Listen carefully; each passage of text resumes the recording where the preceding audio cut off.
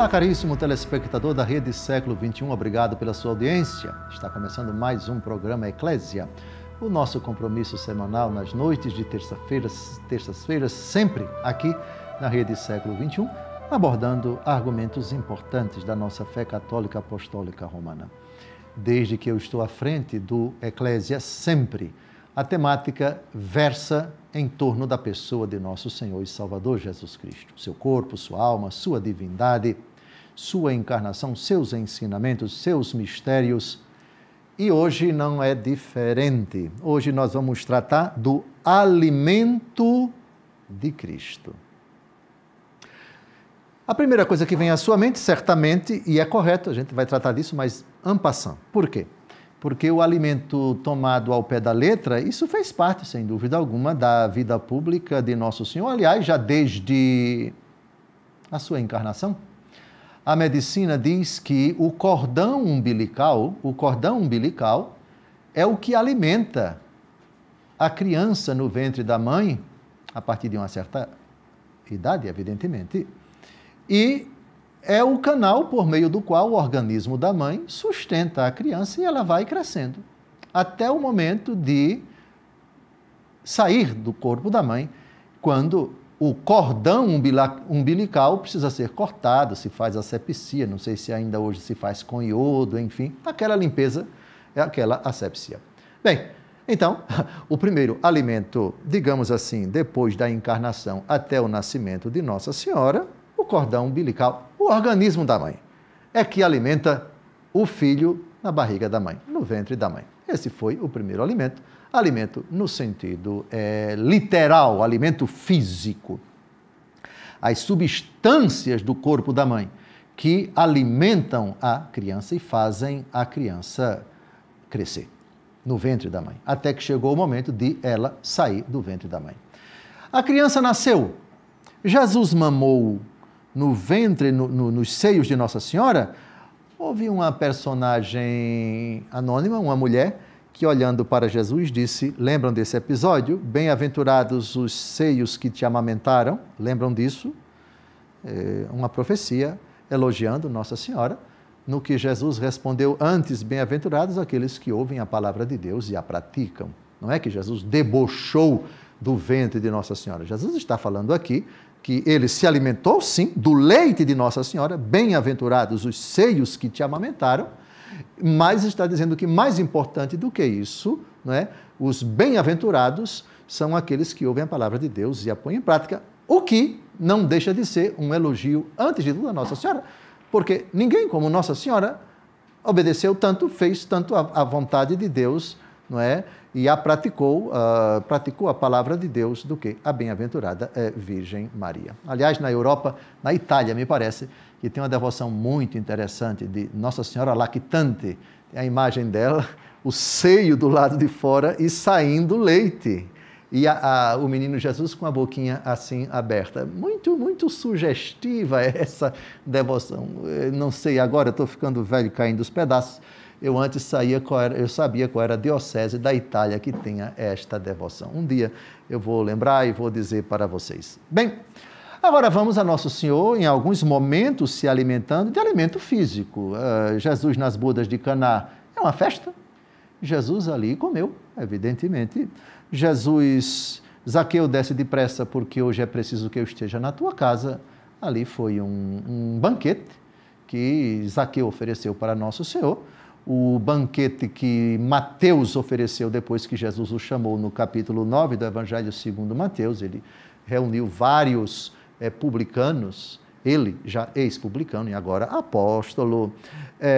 Deixe-me ver, na casa de Marta e de Maria, a unção de Betânia, tantos outros acontecem na própria instituição da Eucaristia, etc. Aqui estamos falando de alimento também com dimensão material, pão mesmo, e as outras iguarias que eram próprias das refeições dos judeus. Até aqui, nenhuma dificuldade. Mas chega um momento, e aí já entramos no sentido espiritual da palavra alimento, aí vamos para Sicar, a atual Nablus, naquele tempo a capital da Samaria, o centro da Terra Santa, Jesus vai até o poço de Jacó e lá encontra a samaritana. E é no contexto desse diálogo de Jesus com a samaritana que temos pela primeira vez Jesus utilizando a palavra alimento no sentido espiritual. A samaritana vai até a cidade dizer para os seus conterrâneos que encontrou o Messias, e aí os apóstolos chegam para Nosso Senhor e dizem o que a gente vai ler agora. Com a palavra, o quarto evangelho, narrando o diálogo dos apóstolos com Nosso Senhor e Salvador Jesus Cristo. A primeira vez que a palavra alimento passa a ter um significado espiritual nos lábios de Jesus. Eles saíram da cidade e vieram ter com Jesus. Entretanto, os discípulos lhe pediam: Mestre, come. Mas ele lhes disse: Tenho um alimento para comer que vós não conheceis. Os discípulos perguntavam uns aos outros: Alguém lhe teria trazido de comer? Disse-lhes Jesus: Meu alimento é fazer a vontade daquele que me enviou e cumprir a sua obra. Aqui está o aspas, alimento. Bom, no quarto evangelho não tem aspas, mas Jesus deu um significado espiritual. O que significa alimentar-se? Significa fortalecer-se, significa colocar dentro do corpo aquilo que é fundamental para manter o corpo ereto, não é? As substâncias, as vitaminas, as proteínas e assim por diante. Jesus se alimenta da vontade do Pai. Veio para cumprir a vontade do Pai. Sua missão não é outra coisa senão cumprir a vontade do Pai, cumprir a obra do Pai. Cada segundo do mistério da encarnação, nascimento, vida oculta, ministério, paixão, morte e ressurreição de nosso Senhor Jesus Cristo é o cumprimento da obra. Quando é que a obra do Pai é consumada? Quando Jesus se assenta à direita do Pai. O que vai acontecer com o mistério da ascensão e, lógico, alguns dias depois, a efusão do Espírito Santo de Deus. Santo Agostinho, interpretando essa frase de Jesus, meu alimento é fazer a vontade daquele que me enviou e cumprir sua obra, João 4,34, diz o seguinte, belíssima interpretação, aspas. O que tem de admirável que essa mulher não compreendesse acerca da água? Eis que os próprios discípulos ainda não compreendem o alimento. Mas Jesus ouviu seus pensamentos e põe-se logo a instruí-los como mestre que é. Não usa de rodeios como fizera com aquela, por cujo marido procurava ainda, mas já com clareza diz, o meu alimento é fazer a vontade daquele que me enviou. Também a bebida mesma, portanto, era naquela mulher cumprir a vontade daquele que o tinha enviado. Por isso ele lhe dizia, tenho sede, dá-me de beber, ou seja, para produzir nela a fé e para beber dela a fé e integrá-la em seu próprio corpo, porque seu corpo é a igreja. Assim diz o Senhor, esse é, pois, o meu alimento, fazer a vontade daquele que me enviou. Que bonito! Veja, no episódio da Samaritana, nós temos duas coisas, comer e beber. Jesus diz, tenho sede, e a sede dele era da fé daquela mulher, que vai acabar acreditando. E Jesus tem fome, de que ele se alimenta da vontade do Pai. Dá-me de beber desta água, Senhor, para que eu não venha mais aqui, diz a samaritana. Qual foi a frase que Jesus pronunciou na cruz, angustiado, quando depois colocaram vinagre misturado com fel e ele relutou, não aceitou na cruz? Tenho sede. Ele diz, tenho sede na cruz, e diz, tenho sede, dá-me de beber, a samaritana, no capítulo 4 do Evangelho segundo João. Vejam, não por acaso, no episódio da samaritana, Jesus se alimenta E Jesus tem sede. Tive sede e me destes de beber. O que Jesus quer dizer com isso? Na ótica do diálogo com a samaritana, eu tenho sede do seu coração. Eu tenho sede desse manancial que eu gostaria que jorrasse do seu coração. Rios de água viva jorrarão do seio daquele que crê. Vai dizer ele também no quarto evangelho. Jesus ali está saciando sua sede, levando a mulher a crer, e ela vai acreditar, e Jesus vai beber desta fonte, que é o manancial de fé do coração dela, e Jesus vai se alimentar, está se alimentando, está dizendo para os apóstolos, o meu alimento é fazer a vontade daquele que me enviou e cumprir a sua obra. Aqui está o primeiro bloco, chegando ao final. Desejo a você que não saia daí. No segundo bloco, ainda no quarto evangelho, temos duas citações importantes para ler e meditar. E depois vamos a 1 aos Coríntios e a carta aos Hebreus, a primeira carta de São Pedro, e terminaremos com o discurso da promessa do Espírito Santo no capítulo 16 de São João. Não saia daí!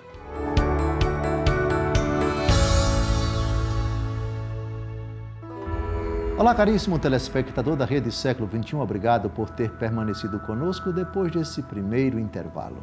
Está começando o segundo bloco do nosso encontro Eclésia, hoje tratando do argumento o alimento de Cristo. O alimento de Cristo, o texto clássico no diálogo dos apóstolos com Jesus, no episódio da Samaritana, ele diz para os apóstolos que tem um alimento para comer que eles não conhecem. Eles pensam que alguém trouxe alguma comida para Nosso Senhor e Nosso Senhor esclarece: meu alimento é fazer a vontade daquele que me enviou e cumprir a sua obra. Uma vez que Jesus já disse qual é o alimento, eu acho que agora a gente deve se debruçar sobre o próprio alimento, a vontade do Pai. No Pai Nosso, Nosso Senhor cuidou de colocar a vontade do Pai como nosso alimento. Como assim? Vejam que bonito, preste atenção, preste atenção. Vocês já repararam que o pedido seja feita a vossa vontade é sucedido do pão nosso de cada dia? Seja feita a vossa vontade assim na terra como no céu, o pão nosso de cada dia nos dai hoje. Estamos tratando de quê? De dois alimentos. O primeiro é mais importante, o segundo é menos importante. Porque quando a gente diz, seja feita a vossa vontade, meu alimento é fazer a vontade. Ou seja, Jesus coloca dois alimentos no Pai Nosso. Por isso a gente entende a resposta de Jesus ao diabo. Nem só de pão vive o homem, mas de toda a palavra da boca de Deus. Isso quer dizer, a palavra da boca de Deus é o primeiro alimento. Seja feita a vossa vontade. Depois vem o pão nosso de cada dia. A ordem do Pai Nosso é impecável. Não existe defeito. E até um pedido grudado com o outro tem um significado. Ou seja, você é feito de corpo e alma. Você tem duas necessidades. O seu corpo precisa de alimento. Não nego. E eu vou colocar isso no Pai Nosso, mas primeiro eu vou colocar um outro alimento, que a sua alma precisa. Seja feita a vossa vontade. O pão nosso de cada dia nos dai hoje. Meu alimento é fazer a vontade do Pai. Meu alimento não é o pão de cada dia, que vai estar logo depois. Olha a ordem, olha a prioridade. Assim como nos mandamentos. Primeiro, amar a Deus sobre todas as coisas. Sobre todas as coisas. Deus Todo-Poderoso é perfeito. A ordem do Pai Nosso não foi colocada por acaso. João, capítulo 5, versículo 30. De mim mesmo não posso fazer coisa alguma. Julgo como ouço. E o meu julgamento é justo, porque não busco a minha vontade, mas a vontade daquele que me enviou. Vejam, Deus não busca a sua vontade. Como é que Deus não busca a sua vontade? Deus não busca a sua vontade quando ele se encarna. E quando ele se encarna na condição de homem, se torna inferior ao Pai. Inferior enquanto verbo encarnado, mas igual ao Pai enquanto da mesma natureza. Eu e o Pai somos um. É na condição de verbo encarnado que ele não busca a vontade dele. Ainda que ele tenha duas vontades. Verdadeiro Deus tem vontade divina. Verdadeiro homem tem vontade humana. Uma das heresias dos primeiros séculos era o monotelismo. Aqueles que defendiam que Jesus só tinha uma única vontade. Não.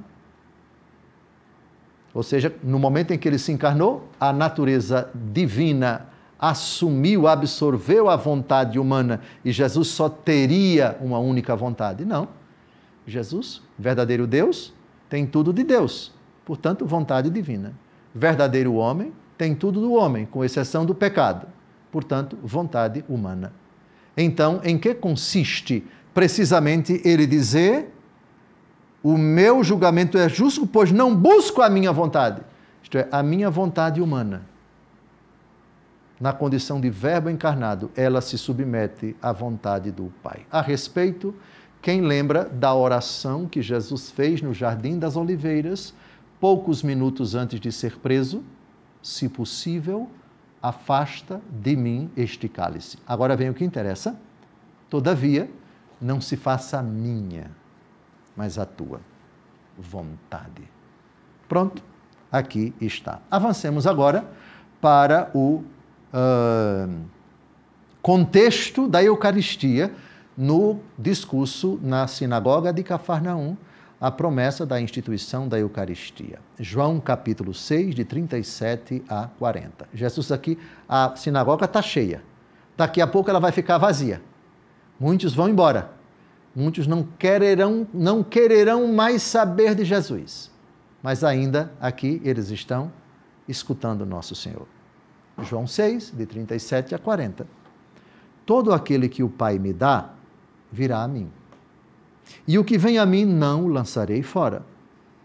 Pois desci do céu, não para fazer a minha vontade, mas a vontade daquele que me enviou. Ora, esta é a vontade daquele que me enviou, que eu não deixe perecer nenhum daqueles que me deu, mas que os ressuscite no último dia. Esta é a vontade de meu Pai, que todo aquele que vê o Filho e nele crê, tenha a vida eterna, e eu o ressuscitarei no último dia. É significativo que nesse discurso destaque-se, antes de Jesus falar da sua carne, antes de Jesus falar da Eucaristia, antes de Jesus dizer, e é lá para o versículo 51, a minha carne que eu hei de dar para a vida do mundo, meu corpo é verdadeiramente uma comida, meu sangue é verdadeiramente uma bebida. Primeiro, ele fala do outro alimento, a vontade do Pai. Vejam, o capítulo 6 é espetacular, sabe por quê? Porque Jesus primeiro fala do alimento dele e depois fala do nosso alimento. Isto é, eu, Jesus, me alimento da vontade do Pai. E nesse contexto, eu vou prometer a vocês, instituir um alimento para sustentar vocês. A Eucaristia. Meu alimento é fazer a vontade daquele que me enviou. João 4. João 6. Meu alimento é a vontade de meu Pai. E o alimento de vocês vai ser o meu corpo, vai ser a minha carne, vai ser o meu sangue. É bonito demais. Avancemos agora para a 1 Coríntios, capítulo 3, versículos de 1 a 2. Aqui nós entramos já na nomenclatura da igreja. Quando nós, pela fé e pelo batismo, nos alimentamos, vejam, o nosso alimento no itinerário de crescimento espiritual exige que a primeira coisa que devemos ingerir na nossa alma não é alimento sólido, é alimento líquido. Deus colocou na natureza da criança, na natureza humana, que os primeiros meses da vida dela, ela não consiga comportar alimento sólido. Primeiro, porque não tem os dentinhos. Segundo, Deus cuida para quê? Do organismo da mulher. Sem que ela precise preparar papa, engrossante, seja lá o que, na cozinha, para dar à criança o que vai acontecer mais para frente. O organismo da mulher contenha um alimento completo para a criança, suficiente para a criança, o leite. O leite da mãe contém tudo aquilo de que a criança precisa, até um certo tempo, porque depois a natureza vai secando o organismo da mulher, o leite não vai... E aí a criança vai desmamar e vai ter que comer alimento sólido, com seus dentinhos de leite que começam a aparecer, ou, enfim, mas ela tem que se acostumar, porque é a lei da vida, porque não tem mais o leite. O leite está associado aos primeiros meses. A igreja, quando nós começamos o nosso itinerário rumo a Cristo, quando abraçamos Cristo, quando professamos a fé e recebemos o batismo com a ajuda dos nossos pais e padrinhos, os primeiros rudimentos da fé, nos primeiros meses, nos primeiros anos, etc., é um alimento chamado de leite.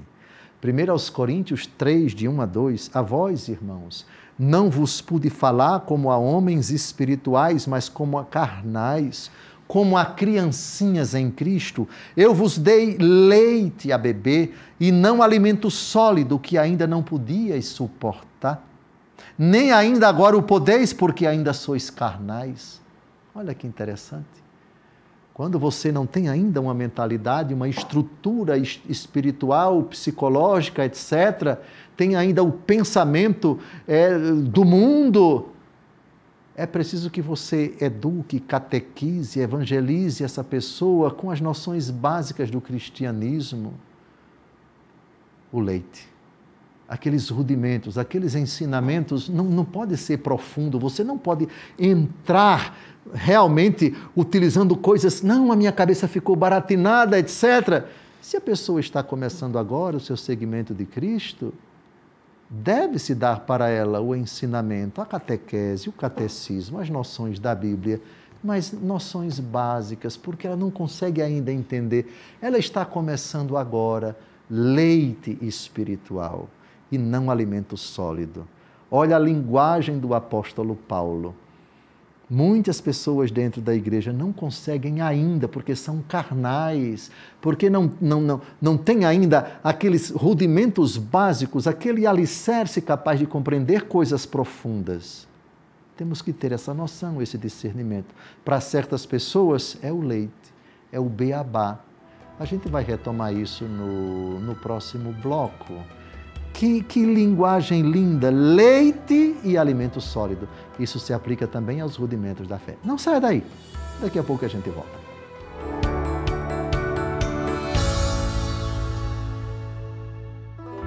Olá, caríssimo telespectador da Rede Século XXI, obrigado por ter permanecido conosco depois desse segundo intervalo. Está começando o nosso terceiro bloco, o programa Eclésia, hoje dedicado ao argumento O Alimento de Cristo. Eu quero agora agradecer a você que é sócio da Associação do Senhor Jesus, você que é fiel em sua doação e também em suas orações.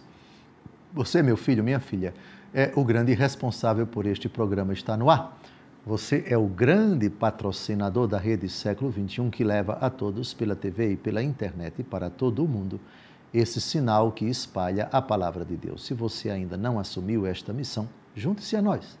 Você pode fazer a sua doação pelo Pix, apontando sua câmera, que está aí na sua mão, certamente, para o QR Code que aparece aí na sua tela. Seja um evangelizador junto à Associação do Senhor Jesus. Como diz o Padre Eduardo, ela não é minha, ela é do Senhor Jesus.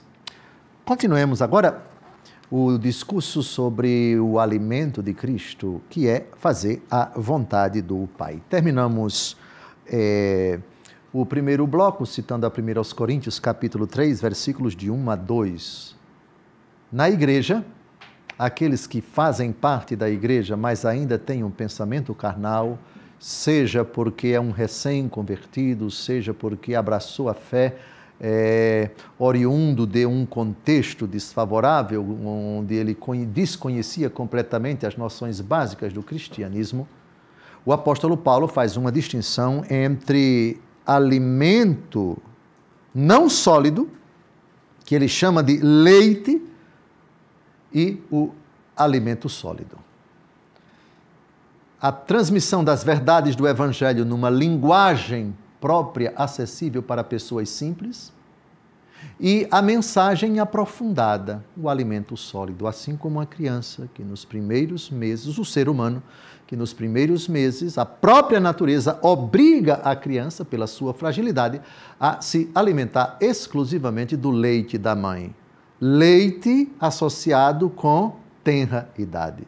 Alimento sólido associado à idade mais avançada.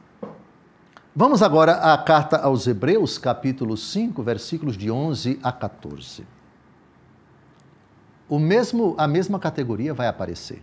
Leite e alimento sólido.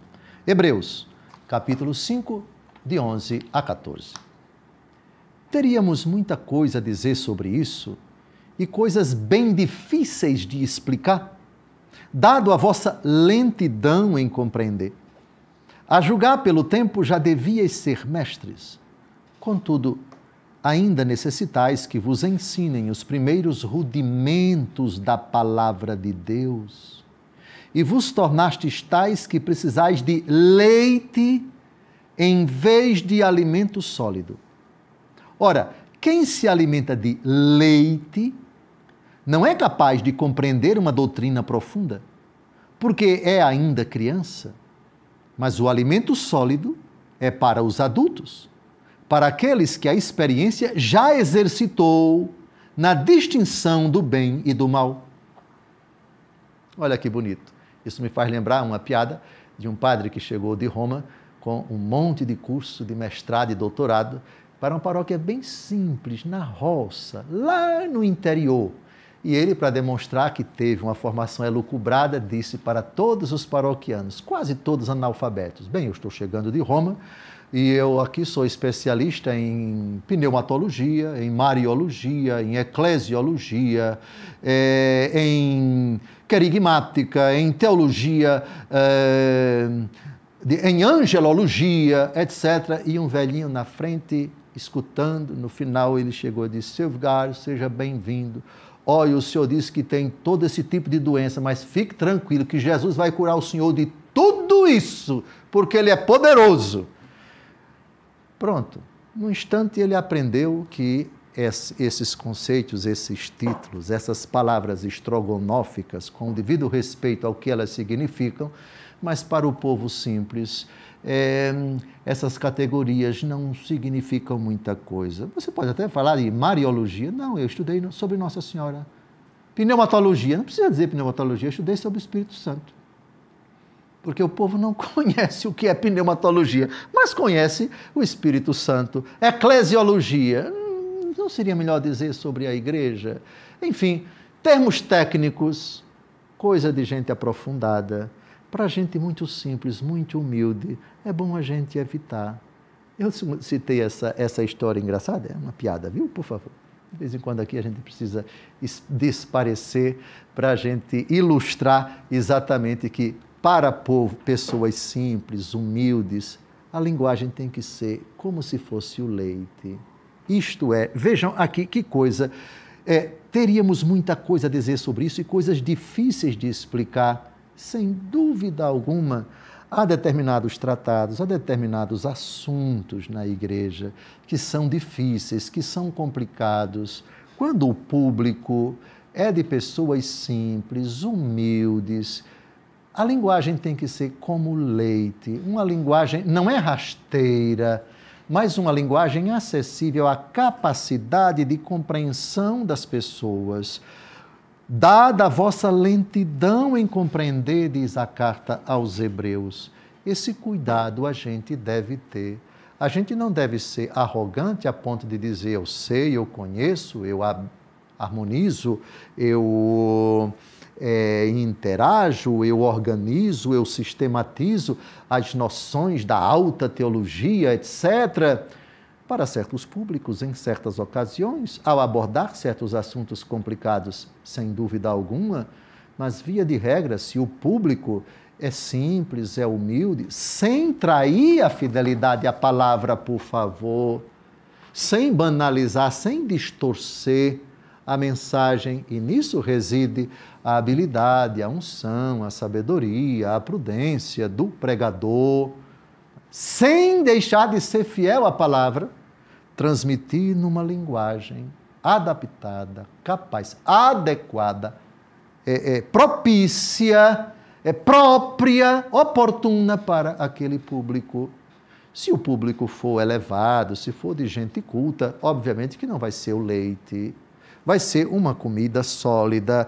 Precisais de leite em vez de alimento sólido. Parece que o autor da carta aos Hebreus estava se dirigindo a uma parcela, os destinatários da carta aos Hebreus. Parece, por esse texto, que o público ao qual, os fiéis aos quais o autor da carta aos Hebreus escreveu, eram cristãos oriundos do judaísmo que não tinham muito discernimento, muita formação, muito conhecimento da teologia cristã. E o autor da carta aos Hebreus vai dissertando sobre o antigo sacerdócio, o novo sacerdócio, a antiga aliança, a nova aliança. É a temática principal da carta aos Hebreus. Mas eu escolhi esse texto, atenção, quem se alimenta de leite não é capaz de compreender uma doutrina profunda, porque é ainda criança, diz o autor sagrado, mas o alimento sólido é para os adultos, para aqueles que a experiência já exercitou na distinção do bem e do mal. Vejam que maravilha, chamar os rudimentos da fé de leite. O leite está associado à criança, porque o leite é próprio da criança que ainda não desmamou. À medida em que nós avançamos, lógico que deve a catequese para crianças que se preparam para a primeira comunhão, é leite. Já os adolescentes que fizeram a primeira comunhão estão se preparando para a crisma, a linguagem tem que ser mais aprofundada. E a preparação para o sacramento do matrimônio mais aprofundada e mais adequada para pessoas casadas. E um aprofundamento daqueles que, sei lá, estão fazendo um itinerário naquele grupo de oração, aquela comunidade de vida, são pessoas maduras, etc. O conhecimento tem que ser aprofundado. Essa distinção é fundamental na igreja para que a gente não dê alimento sólido para quem não tem a capacidade e não dê alimento básico, leite, para quem é um público formado de pessoas que têm mestrado, doutorado, profissionais liberais e assim por diante. Essa distinção considero fundamental. Primeira carta de São Pedro, capítulo 2, versículo 2.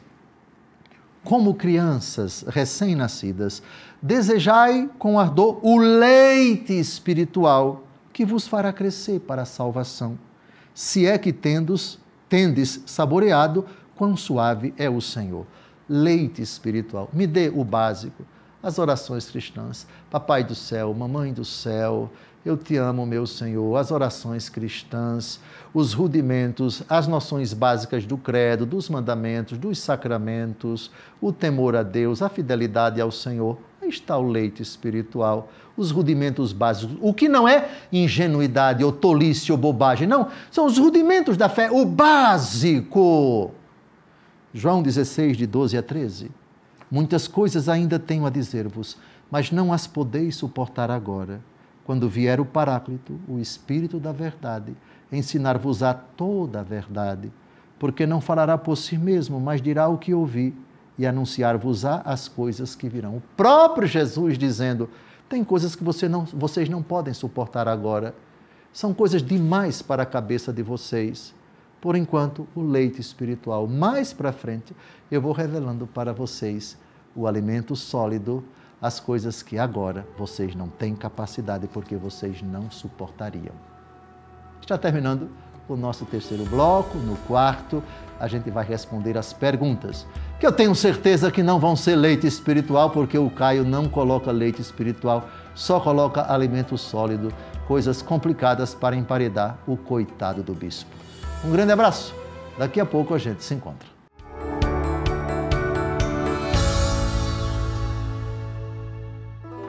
Olá, caríssimo telespectador da Rede Século XXI. Obrigado por ter permanecido conosco depois desse terceiro intervalo. Está começando o último bloco do nosso programa Eclésia, hoje dedicado ao alimento de Cristo. Vamos então às perguntas. O Caio já está aqui com elas e eu acabei de ver a primeira. Asseguro a vocês, em todos os programas, desde o primeiro, a hora em que eu tomo conhecimento das perguntas é essa. Antes eu não tenho acesso. É o Caio que guarda e coloca na hora. Então, não são perguntas preparadas, são perguntas disparadas. Vamos à primeira pergunta. Além do alimento físico, quais eram os principais elementos espirituais que sustentavam a vida e a missão de Cristo? Elementos espirituais? Bem, eu colocaria primeiro a oração, o grande sustentáculo da missão de Nosso Senhor, da vida de Nosso Senhor. O que eu acabei de dizer tem o respaldo do capítulo 4 da carta aos Hebreus. Cristo Jesus, nos dias de sua vida mortal, ele elevou a Deus Todo-Poderoso preces e foi atendido na sua... Hebreus capítulo 5, versículos de 8 a 10, embora fosse filho de Deus, aprendeu a obediência por meio dos sofrimentos que teve. Antes, no versículo 7, nos dias de sua vida mortal, dirigiu preces e súplicas entre clamores e lágrimas àquele que o podia salvar da morte e foi atendido pela sua piedade. Nos dias de sua vida mortal. O sustentáculo, o principal alimento, entre aspas, o alimento no sentido amplo, nós já vimos aqui, o próprio Jesus disse, João 4:34, meu alimento é fazer a vontade do Pai. E é a vontade do Pai que ele reze? Sem dúvida alguma, Jesus rezou sempre. E esse foi o grande sustentáculo da sua vida. Outro sustentáculo, podíamos dizer, o Cristo caridoso. O Cristo orante, o Cristo caridoso, o Cristo mestre. Então, as três dimensões, grandes dimensões da vida de Jesus. Jesus é alimentado pela sua caridade, Jesus misericordioso, Jesus compassivo, Jesus manso e humilde de coração, o Cristo que ensina, o Cristo que ora e o Cristo que é o pastor, o caridoso, o que tem o coração cheio de misericórdia. Eu penso que, mas se quiséssemos reduzir, sintetizar numa única palavra o que sustentou o nosso Senhor Jesus Cristo, o alimento de Cristo, que é a vontade do Pai no sentido amplo, no sentido estrito, eu ousaria dizer, eu opinaria, a sua oração. Foi o que sustentou o nosso Senhor. Nosso Senhor se alimentava, se sustentava, se fortalecia da oração. Tanto é que em não poucas ocasiões ele se ausenta de todo mundo, até dos apóstolos, para rezar, passando às vezes até noites inteiras em oração. Segunda pergunta. O senhor concorda que a participação de Jesus nas refeições representa uma dimensão, digamos que, relacional do alimento em seu ministério? Sim. Sem dúvida alguma, Jesus foi semelhante a nós em tudo, exceto no pecado. Isso quer dizer que Jesus sentiu fome. Quando Jesus ressuscitou, para dissipar a dúvida dos apóstolos, ele pergunta, isso é no final do Evangelho segundo João, vocês têm alguma coisa para comer? E na praia ele vai comer peixe, um peixe assado. Não que o corpo ressuscitado tivesse necessidade, mas ele fez isso para dissipar as dúvidas dos apóstolos que pensavam que ele era um fantasma.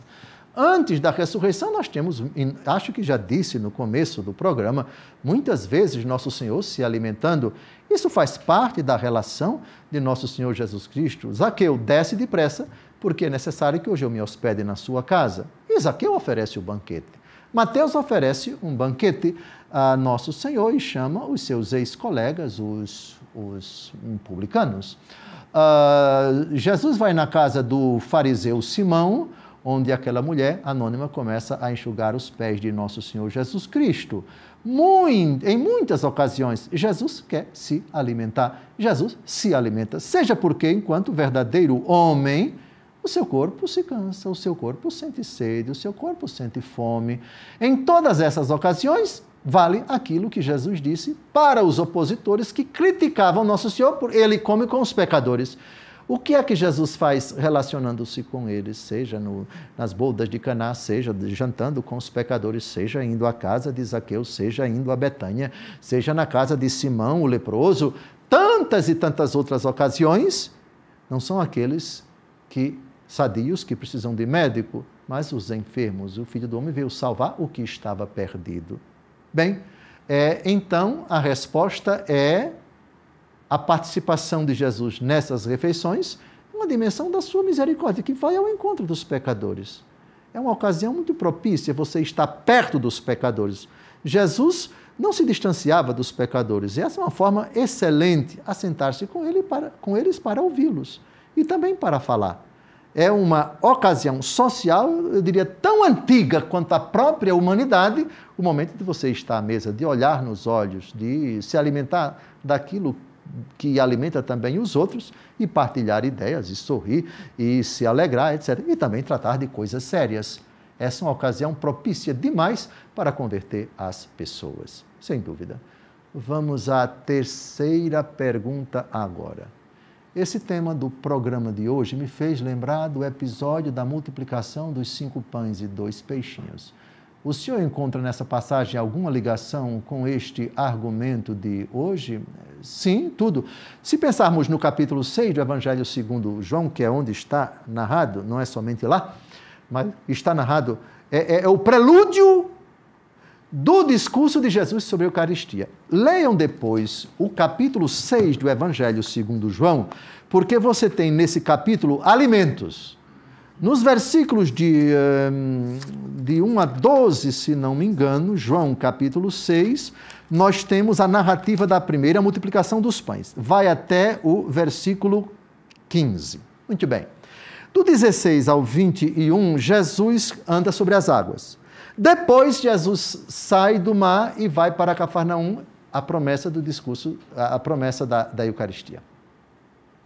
Então, eu considero tudo tem a ver. Jesus multiplicando os pães e os peixes nos primeiros versículos do capítulo 6, preparando, por assim dizer, já o público, a multidão, para um outro pão, que é o seu próprio corpo, que haveria de ser o seu próprio corpo, sangue, alma e divindade, corpo, sangue, alma e divindade de nosso Senhor Jesus Cristo. Acho que a estrutura do capítulo 6 de São João responde bem à sua pergunta. Também as multiplicações dos pães, que foram 2, essa foi uma delas, se insere nessa perspectiva. Do pão material, eu quero levar vocês para o pão espiritual que eu hei de dar, que é a minha carne para a vida do mundo. Próxima pergunta, quarta. A compaixão e o amor pelos mais pobres e necessitados também eram um alimento para Cristo? Sem dúvida, porque vejam, meu alimento é fazer a vontade daquele que me enviou e cumprir sua obra. O Espírito do Senhor repousa sobre mim porque Ele me ungiu, para anunciar a boa nova aos pobres, para o ano da graça, a libertação aos cativos, etc. Toda a vida pública de Jesus, incluídos os milagres, os seus gestos de compaixão, de misericórdia com a multidão, pobres, coxos, possessos, etc., traduzem exatamente o cumprimento da vontade do Pai. E isso inclui a compaixão, a ternura, a misericórdia com os indigentes, com os pobres, com os desvalidos que acorrem a nosso Senhor. E são todos acolhidos por nosso Senhor. A resposta é sim. Quarta pergunta, a compaixão e o amor pelos mais pobres... já passamos. Vamos à quinta pergunta. Poderíamos dizer que o leite, no sentido da evangelização, seria o primeiro anúncio que conhecemos como querigma? Sim. O primeiro discurso da igreja, no dia de Pentecostes, contém a síntese de todo o mistério cristão. O querigma, ou querigma, está em todo o discurso de Atos, capítulo 2, o discurso do apóstolo Pedro. Sim, a evangelização ela tem etapas. Ela é uma primeira evangelização, as coisas básicas, as primeiras noções, as orações, os rudimentos básicos, o leite espiritual e depois o itinerário de crescimento na fé e eu estou convencido de que aquele que iniciou em vós essa obra excelente vai levá-la à perfeição até o dia de nosso Senhor Jesus Cristo. Filipenses capítulo 1, versículo 6. O primeiro anúncio, sem dúvida alguma, poderíamos chamar de leite, anúncio que, todavia, precisa ser desdobrado em conhecimentos mais profundos em alimento sólido. Última pergunta. Jesus se alimentava espiritualmente da vontade do Pai. E nós, cristãos, qual é o melhor alimento espiritual? Respondo, aprendei de mim que sou manso e humilde de coração. João capítulo 4, versículo 34. Meu alimento é fazer a vontade daquele que me enviou e cumprir a sua obra. Aqui está o nosso alimento espiritual. Imitar Jesus, que se alimentava da vontade do Pai. Esse era o seu alimento. O nosso não é diferente, porque ele disse, aprendei de mim. Está terminando o nosso encontro. Deus cumule de bênçãos a sua vida, que o seu alimento seja Jesus, que por sua vez se alimentava da vontade do Pai. Cumpriu a obra do Pai, chegou ao seu termo, e nós que atravessamos essa vida que é um tormento de vale de lágrimas, é um vale de lágrimas, como recitamos na Salve Rainha, constantemente o nosso coração seja revigorado por essa força poderosa que é meu alimento, é fazer a vontade daquele que me enviou e cumprir a sua obra. Alimente-se bem, somente de Jesus. Um grande abraço, felicidades, até breve, Deus abençoe sua vida.